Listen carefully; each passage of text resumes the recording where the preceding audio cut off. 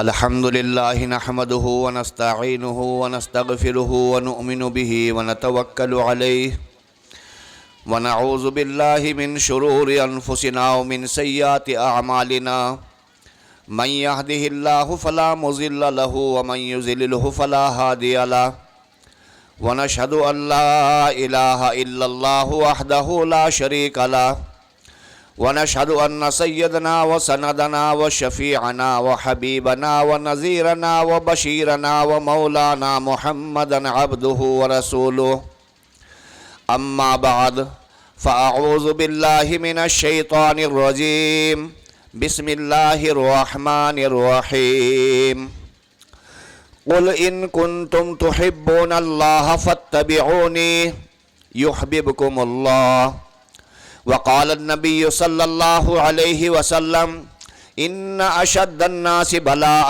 الأنبياء ثم الأمثل فالأمثل أو كما قال عليه الصلاة والسلام صدق اللہ العلی العظیم۔ گلاب اور نہ چنبیلی کے پھول لائے ہیں وہ خوشبوئیں جو خدا کے رسول لائے ہیں، مثال جن کی تھی نہ ہے نہ ہوگی کبھی، ہمارے واسطے ایسے اصول لائے ہیں۔ نبی نے ان کو بھی اخلاق کے گلاب دیے جو ظلم و جفا کے ببول لائے ہیں۔ ملت کے نوجوانوں، شمع رسالت کے پروانوں، آب کوثر کے مستانوں، یہ مجلس جس میں آپ تشریف فرما ہے یہ کوئی معمولی مجلس نہیں ہے۔ جس مجلس کا انتساب اس ذات اقدس کی طرف کر دیا جائے جو مولائے کل ہے، ہادی رسول ہے، اللہ کا دلور ہے، کونین کا سرور ہے، انبیاء کا افسر ہے، حسین ہے، نازنین ہے، رحمت للعالمین، راحت للعاشقین، مراد المشتاقین اور شفیع المذنبین ہے، جن کے کردار کی عظمتوں پر ان کے حاسدین کو بھی یقین ہے، جن کے غصے سے جہنم ابلنے لگے، جو ہنس دے تو جنت مچلنے لگے، جو بولے تو عنادل چہکنے لگے، جو صاحب کعبہ و قوسین اور مقام محمود کے مالک ہیں، وہ کسور رسالت، وہ پیکر رحمت، وہ سرور عالم، آقا نامدار تاجدار مدینہ سرکار دو عالم جناب محمد الرسول اللہ صلی اللہ علیہ وسلم، جن کی محبت میں آج آپ نے اپنے گھر بار کو چھوڑ دیا، بیوی بچوں کو چھوڑا ہے، مال و دولت کو چھوڑا ہے۔ جب آپ کو معلوم ہوا کہ آج ہمارے مدرسہ فیض عام کے اندر سالانہ جلسہ ہو رہا ہے، اللہ اور اس کے رسول کی پیاری پیاری باتیں سنائی جائیں گی، آپ نے ہر کام کو پسے پش ڈال دیا۔ لیکن حقیقت یہ ہے کہ اگر ہمیں آقا کی حقیقی محبت اور قرآن عظیم کی سچی عظمت اور محبت معلوم ہو جاتی اور ہمیں یہ معلوم ہو جاتا کہ یہ دین، یہ اللہ کے احکام ہم تک کتنی قربانیوں کے ساتھ پہنچے ہیں، تو قسم ہے خالق کائنات کی، آج یہ مدرسہ فیض عام کا جو وسیع میدان نظر آ رہا ہے، پوری بستی کے مرد عورت بوڑھے بچے جوانوں سے لبریز ہوتا، لیکن چونکہ یہ دین ہمیں کما مل گیا، کچھ کرنا نہیں، وراثت میں ہمیں مل گیا۔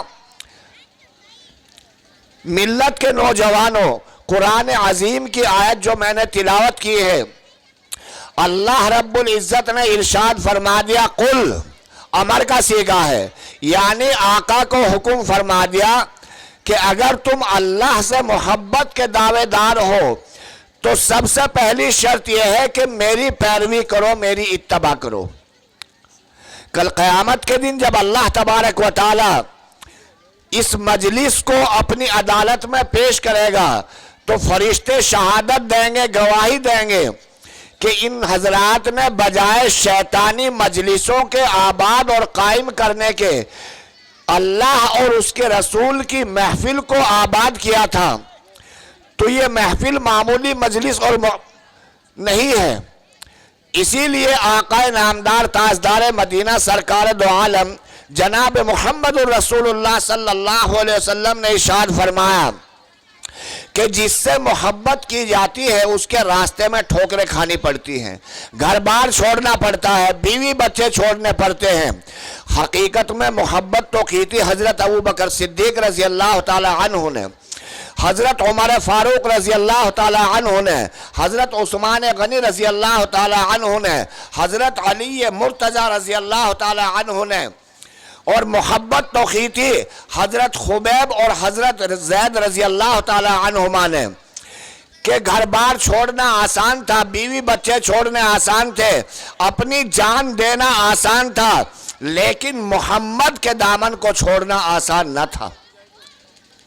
تاریخ شاہد ہے، آئینہ بالکل صاف ہے کہ ابو سفیان کے لشکر نے جب ان دونوں صحابیوں کو گرفتار کر لیا، حضرت خبیب اور حضرت زید کو، تو ابو سفیان نے اپنے سامنے کھڑا کر کے ان پر اپنا رعب اور دبدبہ قائم کیا، کہنے لگا کہ اگر تم آج بھی توبہ کرو، اسلام کو چھوڑو، محمد اور اس کے ماننے والوں سے منہ موڑو، تو ہم تم کو رہا کر دیں گے، خوشحال کر دیں گے، تمہیں بخشیں گے اور دولت سے مالا مال کر دیں گے۔ نہ مانو گے تو تم دونوں کو سولی پر چڑھا دیں گے، محمد کی رفاقت کا مزہ تم کو چکھا دیں گے۔ اب یہ دونوں صحابی ابو سفیان کی اس گفتگو کو سن کر آگ بگولا ہو جاتے ہیں، اور دونوں کی زبان مبارک سے نکلتا ہے، محمد سے نہ پلٹیں گے، ملے ہم کو خدائی بھی، ملے اسلام کے بدلے جہنم سے رہائی بھی۔ اگر قارون کی دولت زمانہ بھر کا مال و زر اسلام کے بدلے ملے تو تھوک دے اس پر۔ یہ گفتگو سن کر ابو سفیان آگ بگولا ہو جاتا ہے اور دونوں صحابہ کو سولی پر چڑھا دیتا ہے اور پورے شہر کے اندر اعلان کرا دیتا ہے کہ جن حضرات کے گھر والے، رشتہ دار، محلے والے جنگ احد یا جنگ بدر کے اندر مارے گئے ہو، وہ آج آ کر اپنا بدلہ لے لیں۔ اب کیا حال ہے عاشق رسول کا، سولی پر لٹکے ہوئے ہیں اور نیچے سے تیر و تلوار اور نیزوں کے حملے ہو رہے ہیں، پورے جسم چھلنی ہو گئے، لیکن اس وقت بھی محمد اور آپ کے کلام سے روگردانی کرنے کے لیے تیار نہیں۔ حضرت بلال حبشی رضی اللہ تعالیٰ عنہ کا واقعہ آپ نے سنا ہوگا کہ حضرت بلال حبشی رضی اللہ تعالیٰ عنہ کو کس قدر اذیتیں اور تکالیفیں دی جاتی۔ دوپہر کے وقت تپتی ہوئی ریت کے اوپر آپ کو برہنہ لٹا کر آپ کے سینے پر قدم رکھ کر کھڑے ہو جاتے، جس کی وجہ سے آپ کو اس قدر تکلیف ہوتی کہ آپ بے ہوش ہو جاتے، لیکن جب بھی ہوش آتا آپ احد احد کا نعرہ بلند فرماتے کہ اللہ ایک ہے، اللہ ایک ہے۔ حضرت خبیب رضی اللہ تعالی عنہ کو گرفتار کیا گیا، آپ کے لیے کوئلے تیار کیے گئے، ان کوئلوں کے اوپر آپ کو برہنہ کر کے لٹا دیا گیا اور آپ کے سینے کے اوپر ایک پتھر رکھ دیا گیا۔ ایک طویل مدت کے بعد جب حضرت عمر فاروق رضی اللہ تعالیٰ عنہ کے سامنے آپ کا تذکرہ ہوا تو حضرت خبیب رضی اللہ تعالیٰ عنہ نے اپنا جسم اطہر کھول کر دکھایا، قسم ہے خالق کائنات کی، پوری پشت یعنی کمر جلی ہوئی تھی، صرف ہڈیاں نظر آ رہی تھی۔ حضرت عمر فاروق رضی اللہ تعالیٰ عنہ نے دریافت کیا، خبیب تم نے ان کو کیسے برداشت کیا؟ حضرت خبیب رضی اللہ تعالیٰ عنہ ارشاد فرماتے ہیں، قسم ہے رب کعبہ کی کہ جس نے مجھے محمد عربی صلی اللہ علیہ وسلم کی امت میں ہونے کا شرف بخشا ہے، جس قدر مجھے لطف اور مزہ اس وقت آ رہا تھا، پوری دنیا کے اندر وہ لطف اور مزہ نہیں آیا۔ تو حقیقت میں ان حضرات نے اللہ اور اس کے رسول کی محبت میں قدم رکھا، پوری دنیا ان کو نہیں ڈگمگا سکی۔ حضرت سمیہ رضی اللہ تعالی عنہ جو اسلام کے اندر سب سے پہلی وہ مائیں ہیں جو دائرہ اسلام کے اندر داخل ہوئی، ایمان قبول کیا۔ ابو جہل کو جب معلوم ہوا تو حضرت سمیہ کو اپنے پاس بلایا اور آپ کی گود کے اندر جو 2-2.5 سال کا بچہ تھا، ابو جہل نے اس کو چھین لیا اور کڑھا کے اندر ایک تیل پکوایا اور حضرت سمیہ کو دھمکی دینی شروع کی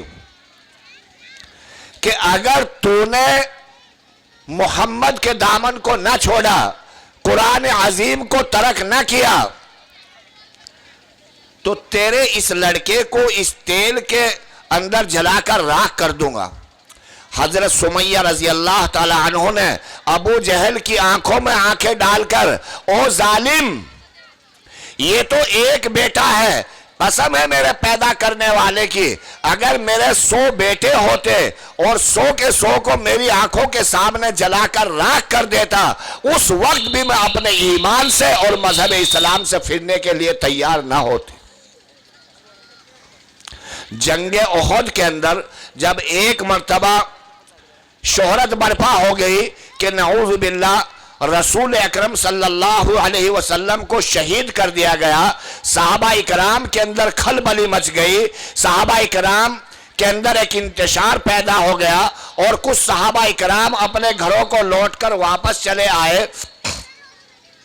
اس وقت شاعر نے ایک نقشہ کھینچا ہے، کہا ماؤں نے نہ اب تم بیٹے نہ ہم مائے، کہا ماؤں نے نہ اب تم بیٹے نہ ہم مائے، حرام ہو تم پر ہمارا دودھ جو میدان سے بھاگ آئے۔ کیا اسی بے غیرتی کے لیے تم کو پالا تھا؟ کیا اسی بے غیرتی کے لیے تم کو پالا تھا؟ وہی تم بھی رہے ہوتے جہاں وہ کملی والا تھا۔ اگر گوارا نہ تھا اسلام پر قربان ہونے کو، اگر گوارا نہ تھا اسلام پر قربان ہونے کو، تو دعویٰ کیوں کیا تھا صاحب ایمان ہونے کا؟ تاریخ شاہد ہے، ماؤں نے اپنے بیٹوں سے چہرے پھیر لیے، بیویوں نے اپنے شوہروں سے چہرے پھیر لیے، بالآخر مجبور ہو کر یہ صحابہ اکرام رضوان اللہ تعالی علیہم اجمعین کی مقدس جماعت دوبارہ میدان کے اندر پہنچی اور کفار کی صفوں میں گھس کر بے تحاشا ایمانی جوش اور ولولے کے ساتھ جو ایک دھوم مچائی ہے۔ تاریخ شاہد ہے کہ صحابہ اکرام رضوان اللہ تعالی علیہم اجمعین نے کفار مکہ کو وہ شکست دی کہ جب تک چاند اور سورج رہے گا، زمین آسمان کا نظام چلتا رہے گا۔ جنگ احد کے صحابہ اکرام کی شجاعت اور بہادری کے ڈنکے بجتے رہیں گے۔ حضرت اسماء رضی اللہ تعالی عنہا جو رسول اکرم صلی اللہ علیہ وسلم کی سگی سالی ہیں، آپ کے بیٹے حضرت عبداللہ ابن زبیر رضی اللہ تعالی عنہ والدہ محترمہ کے پاس حاضر ہوئے اور آ کر عرض کیا، امی جان، میرے جتنے ساتھی تھے جنگ کے اندر شہید ہو چکے ہیں، صرف تنہا میں بچا ہوں۔ تمام ساتھیوں نے جام شہادت نوش فرما کر جنت کے راستے کو اختیار کیا۔ میں آپ سے مشورہ کرنے آیا ہوں، میرے لیے کیا حکم ہے؟ کیسی مائیں تھی، کیا ایمان تھا، کیسا جوش اور ولولہ تھا؟ فرما بیٹا، حق تو یہ ہے کہ جہاں تمہارے ساتھی چلے گئے، اپنی ساتھیوں کے ساتھ تم بھی اسی راستے کو اختیار کرو، اور یہ بدن کے اوپر جو زرہ ہے اس کو اتار دو، معمولی کپڑا پہن کر میدان جہاد کے اندر کفار مکہ کی صفوں کے اندر داخل ہو کر اللہ کے توحید کا، اپنے ایمان کے پرچم کو لہراتے ہوئے شجاعت اور بہادری کے چشمے فلک نے آج تک نہ دیکھی ہو، اس کے ساتھ ساتھ تم بھی اسی راستے کو اختیار کرو۔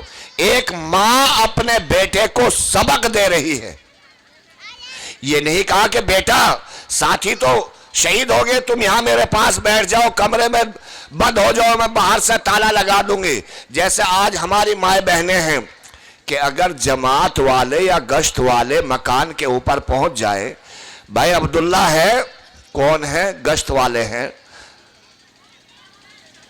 بیٹے کا نمبر نہیں آتا, شوہر کا نمبر نہیں آتا, بڑے سخت الفاظ کے ساتھ عورتیں بولتی ہیں یہاں نہیں ہے. اب جانے والوں کے حوصلے پست ہو جاتے ہیں, بڑی کڑک آواز کے اندر جواب مل رہا ہے, شاید ہوئیں گے نہیں.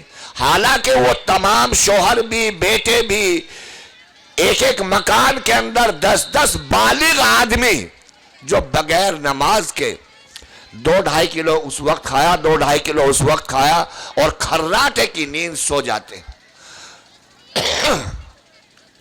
ان حضرات کو دیکھو, وہ ماں حضرت اسما رضی اللہ تعالی عنہا اپنے بیٹے کو سبق دے رہی ہے. بیٹے کو سینے سے لگایا, پیار کیا اور بڑی خوشی کے ساتھ اپنے ایمانی شعاعوں کے ساتھ میدان جہاد کے لیے رخصت کر دیا, فی امان اللہ کہہ کر. حضرت عبداللہ ابن زبیر رضی اللہ تعالی عنہ والدہ کی دعاؤں کے ساتھ کفار مکہ کی صفوں میں داخل ہو گئے اور صبح سے شام ہو چکی تھی. بھوکے پیاسے تیر اور تلواروں کی جھنکاروں میں سر سے کفن باندھ کر ہتھیلی پر جان رکھ کر حوصلہ پست نہیں کیا, ہمت نہیں ہاری, بڑی شجاعت اور بہادری کے ساتھ کہ چشم فلک میں آج تک وہ نظارہ نہیں دیکھا جو حضرت عبداللہ ابن زبیر رضی اللہ تعالی عنہ نے ملک شام کی فوج جو حجاج ابن یوسف نے بھیجی تھی اس کے مقابلے کے لیے. یہ معمولی شجاعت اور بہادری نہیں تھی کہ تنہا ایک طرف 40 لاکھ ہے اور یہ تنہا میدان جہاد کے اندر ایمانی پرچم کو لہرا رہے ہیں. صبح سے شام ہو چکی ہے, کتنے کفار کو جہنم رسید کیا, بالآخر وہ وقت بھی آ گیا. شام کا وقت ہے, چاروں طرف سے تیروں تلواروں کے حملے ہو رہے ہیں. بدن کے اندر تقریباً 82 زخم آ چکے ہیں, نڈھال ہو چکے ہیں. بدن نے جواب دے دیا, لیکن حجاج ابن یوسف کی فوج نے آپ کا سر قلم کرنے میں بڑی عجلت کی, بڑی تیزی سے آپ کے سر کو قلم کر کے حجاج ابن یوسف کے سامنے پیش کر دیا. حجاج ابن یوسف نے اس کو حکم دیا کہ اس نعش کو چوراہے پر لٹکا دیا جائے. اللہ. حضرت عبداللہ ابن زبیر رضی اللہ تعالی عنہ جام شہادت نوش فرما گئے. اب آپ کی نعش کو چوراہے پر لٹکا دیا گیا, لوگ ہنسی اڑا رہے ہیں, مذاق اڑا رہے ہیں. یہ ہے وہ نوجوان جو حجاج ابن یوسف سے مقابلہ کرنے کے لیے آیا تھا. تاریخ شاہد ہے 3 روز گزر گئے, چوراہے پر لاش لٹکی ہوئی ہے. 3 روز کے بعد حضرت اسما رضی اللہ تعالی عنہا کا وہاں سے گزر ہوا. والدہ کے دل کے اوپر بیٹے کی نعش کو دیکھ کر کیا گزری ہوگی, ہم اپنے سینوں کے اوپر ہاتھ رکھ کر دیکھیں. لیکن حضرت اسما رضی اللہ تعالی عنہا کا وہ ایمان, وہ جوش اور ولولہ, بلکہ ان تماشا دیکھنے والوں کو حضرت اسما رضی اللہ تعالیٰ عنہ نے مخاطب کر کے کہا, او ظالموں, اس نعش سے سبق حاصل کرو. کپڑوں پر پیوند لگے ہیں, تلواریں بھی ٹوٹی ہیں. کپڑوں پر پیوند لگے ہیں, تلواریں بھی ٹوٹی ہیں, پھر بھی دشمن کانپ رہے ہیں. آخر لشکر کس کا ہے؟ نور کی کرنیں پھوٹ رہی ہیں خون کے ایک ایک قطرے سے. نور کی کرنیں پھوٹ رہی ہیں خون کے ایک ایک قطرے سے. حیرت سے سب دیکھ رہے ہیں, آخر لشکر کس کا ہے؟ حضرت عبداللہ ابن زبیر رضی اللہ تعالیٰ عنہ کی نعش کو دیکھ کر آپ کی والدہ نے, اور ظالموں اس نعش سے سبق حاصل کرو. اگر ہمیں اللہ کے لیے, اللہ کے کلام کے لیے, اللہ کے رسول کے لیے ہمارے بدن کے ٹکڑے کر کے چوراہوں پر بھی لٹکا دیا جائے, اس وقت بھی ہم اپنے ایمان سے پیچھا پھرنے کے لیے تیار نہیں. بے شک جی, بے شک.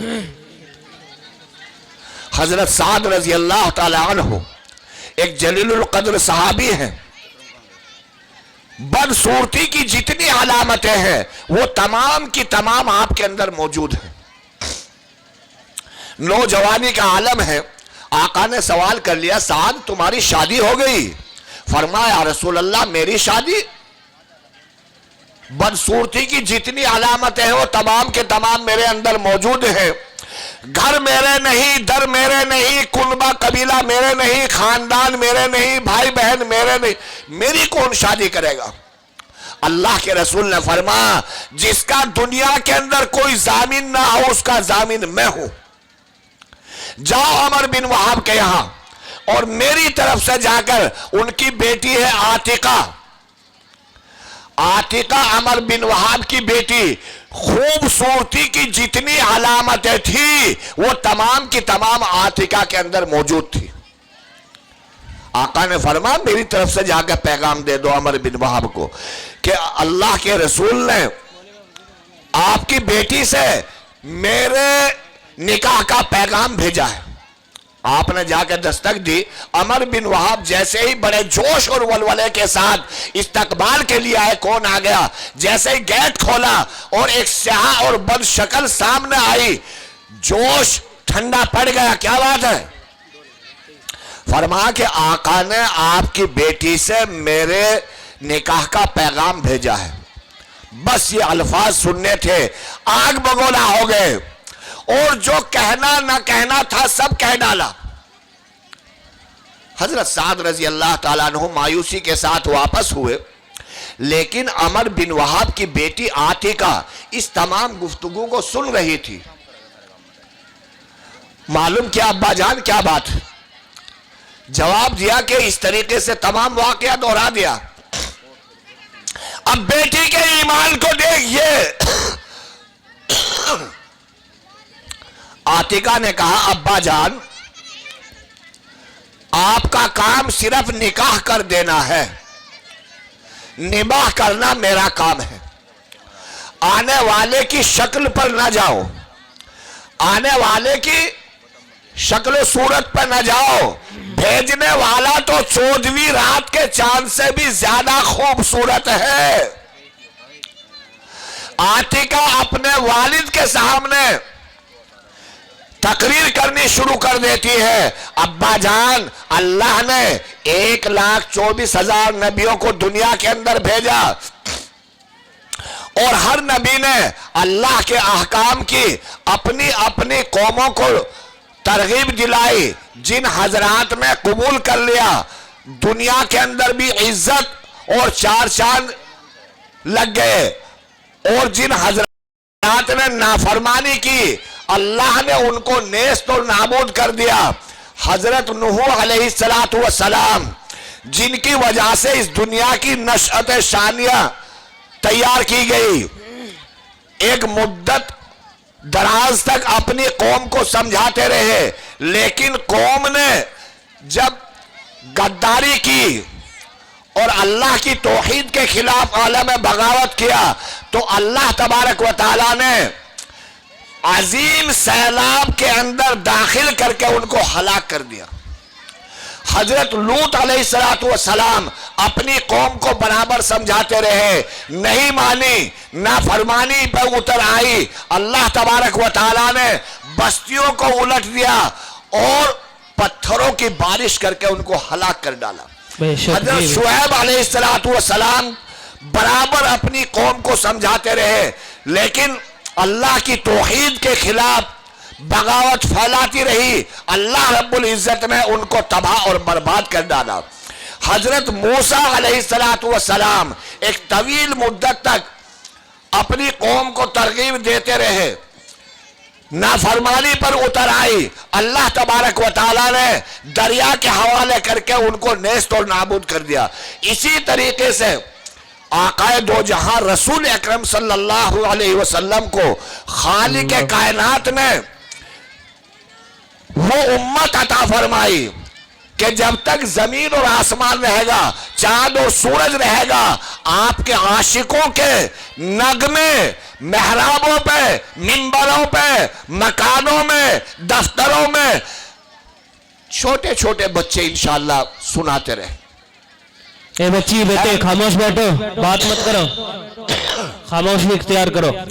حضرت عاتقہ نے اپنے والد صاحب کو مخاطب کر کے کہا کہ بھیجنے, اگر اللہ کا رسول ناراض ہو گیا ابا جان تمہاری دنیا بھی ختم ہو جائے گی اور آخرت بھی برباد ہو جائے گی. عمر بن وہاب کے پیروں کے نیچے کی زمین خسک گئی. فوراً آقا کی مجلس میں حاضر ہوئے, دیکھا حضرت سعد رضی اللہ تعالیٰ عنہ مایوس بیٹھے ہیں. پہلے جا کے ساری گفتگو سنا دی تھی. آقا دو جہاں رسول اکرم صلی اللہ علیہ وسلم جیسے ہی عمر بن وہاب سامنے پہنچے, آپ نے دائیں طرف کو گردن گھما لی, دائیں طرف پہنچے بائیں طرف کو ناراضگی کا اظہار کیا. خیر مختصر یہ ہے, وقت کی قلت کی وجہ سے آقا نے معلوم کیا عمر کیا بات ہے. فرمایا رسول اللہ مجھے خبر نہیں تھی, میں یہ سمجھ رہا تھا کہ شاید یہ اپنی طرف سے بات بنا کے میرے مکان کے اوپر پہنچا ہے. اب مجھے حالات معلوم ہو چکے ہیں, سچائی اور صداقت سامنے آ چکی ہے, حقانیت کھل چکی ہے. یا رسول اللہ میں اور میرا ایک ایک بچہ آپ پر قربان, جس طریقے سے آپ چاہیں گے اسی طریقے سے ہوگا. مختصر یہ کہ آقا نے 600 درہم کے ساتھ حضرت سعد رضی اللہ تعالی عنہ کا نکاح پڑھا دیا اور حکم فرما کہ شادی کا سامان خریدو فٹافٹ. حضرت سعد نے فرمایا رسول اللہ میرے پاس تو کچھ بھی نہیں, میں نے پہلے ہی کہہ دیا تھا. آقا نے 3 صحابہ کے ذمہ 200 درہم متعین کر دیے. حضرت عثمان ابن عفان رضی اللہ تعالی عنہ, حضرت عبد الرحمن رضی اللہ تعالی عنہ, حضرت علی مرتضی رضی اللہ, تینوں حضرات سے یہ درہم لے کر بڑی خوشی خوشی کے ساتھ, آپ خود اندازہ لگاؤ جس سے یہ یقین ہو کہ دنیا کے اندر میرا نکاح اور شادی کرنے والا کوئی نہیں, اور اس کی شادی ایسی لڑکی سے ہو جائے, اس کی خوشی کی کوئی انتہا. بازار میں سامان خریدتے پھر رہے ہیں. اللہ کے رسول نے آواز لگا دی, اے ایمان والو میدان جہاد کے اندر کفار کی صفوں کے لیے نکل پڑو. جو سامان خریدا تھا وہ بھی اچھا, جو سامان خریدا تھا وہ بھی واپس کر دیا, فٹافٹ گھوڑے ذریعہ تلواریں خریدی اور میدان جہاد کے اندر پہنچ گئے.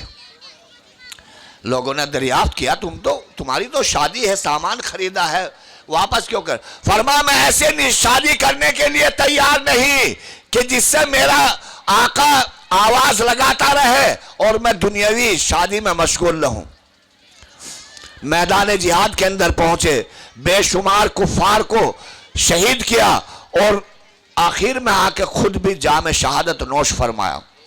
آقا نے جب جنگ ختم ہو گئی صحابہ سے معلوم کیا, سعد تو اپنی شادی میں لگے. فرما نہیں یا رسول اللہ وہ تو فلاں جگہ موت اور زندگی کے درمیان آخری لمحات سے گزر رہے ہیں. آقا نے فرما جلدی اٹھا کے لاؤ. آقا کی خدمت میں اٹھا کر لے جائے گئے. آقا نے حضرت سعد رضی اللہ تعالیٰ عنہ کا سر مبارک اپنی آغوش کے اندر رکھ لیا اور رونے لگے. آقا کی آنکھوں سے آنسو, حضرت سعد کے چہرے پہ گرم گرم آنسو ٹپکے. پھر تھوڑی دیر کے بعد آپ ہنسنے لگے. اب صحابہ اکرام کی مقدس جماعت تو آپ کے ایک ایک فعل کو دیکھتی تھی. فرمایا رسول اللہ رونے کا سبب اور ہنسنے کا سبب؟ فرمایا کہ رونے کا سبب تو یہ ہے کہ حضرت سعد جیسا عاشق زمین پر نہیں ہے, اور ہنسا اس لیے ہوں کہ جنت کی حوریں لاکھوں کی تعداد میں دوڑ لگاتی چلی آ رہی ہیں اور نعرہ بلند کرتی ہوئی آ رہی ہے کہ میرا شوہر ہے, یہ میرا شوہر ہے, یہ میرا شوہر. حضرت سعد رضی اللہ تعالیٰ عنہ نے فرمایا یا رسول اللہ قسم ہے خالق کائنات کی, میری ایک ہی خواہش تھی, ایک ہی تمنا تھی, ایک ہی آرزو تھی کہ میرا آخری سانس جو ہے وہ حضور پاک صلی اللہ علیہ وسلم کی گود کے اندر نکلے.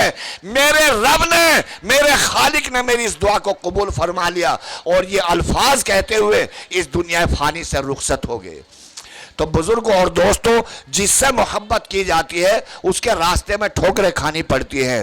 یہ مدرسہ فیض عام آپ کی دلوں کی دھڑکن اور ہمارے ایمان کی ایک شمع، ہم نہیں ہماری آنے والی نسلیں انشاءاللہ ثم انشاءاللہ اس سے قرآن اور حدیث کے علم سے فیض یاب ہوگی۔